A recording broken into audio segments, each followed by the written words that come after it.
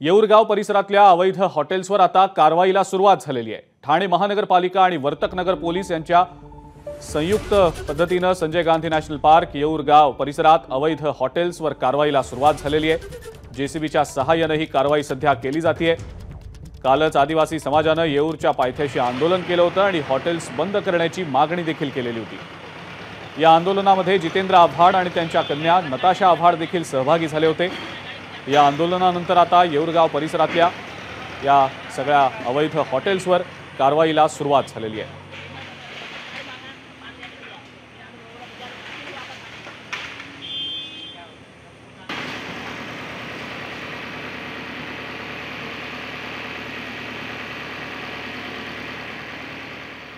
आणि याच कारवाई संदर्भातील अधिक माहिती आपण जाणून घेणार आहोत। वेदांत नेब आपले प्रतिनिधी आपल्या सोबत आहेत सध्या। वेदांत, येऊरगाव परिसरातल्या अवैध हॉटेल्सवर आता कारवाईला सुरुवात झाल्याचं दिसतंय, काय नेमकी याबद्दलची अपडेट?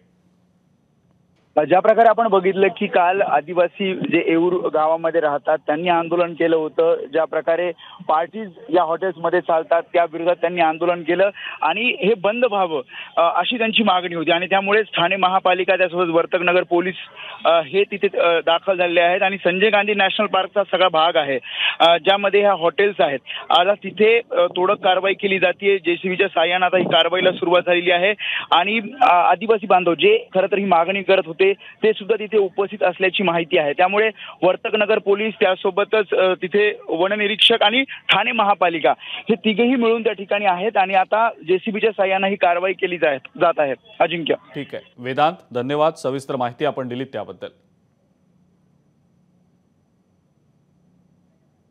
जेसीबीच्या सहाय्याने अवैध हॉटेल्सवर ही कारवाई होती, आपण दृश्यांमध्ये पाहतो आहोत। आदिवासी समाजाने काल आंदोलन केलेलं होतं येऊरच्या पायथ्याशी।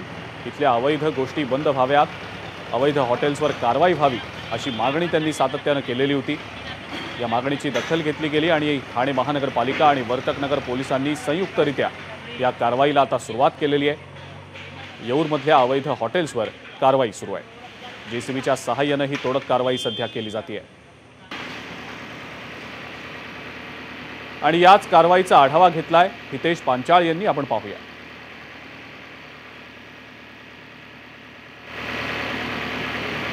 ठाण्यातील येऊर परिसरामध्ये आज धडक कारवाई ठाणे महानगरपालिकेच्या वतीने करण्यात आलेली आहे आणि या ठिकाणी जे अनेक मोठमोठे हॉटेल्स आहे त्यावर आता महानगरपालिकेच्या वतीने बुलडोझरच्या ह्या जेसीबीच्या सहाय्याने मोठी कारवाई आपल्याला दिसून येत आहे। येऊर परिसरामध्ये बॉम्बे डक असेल, गारवा असेल, अशा अनेक मोठ्या हॉटेल्स आहेत त्यावर कारवाई सुरू आहे। त्यासोबतच काल जितेंद्र आव्हाड यांनी देखील अवैध हॉटेल असेल, पब असेल त्यावर कारवाई करण्याची मागणी देखील येऊर परिसरामध्ये काल आंदोलन करून केलेली आहे।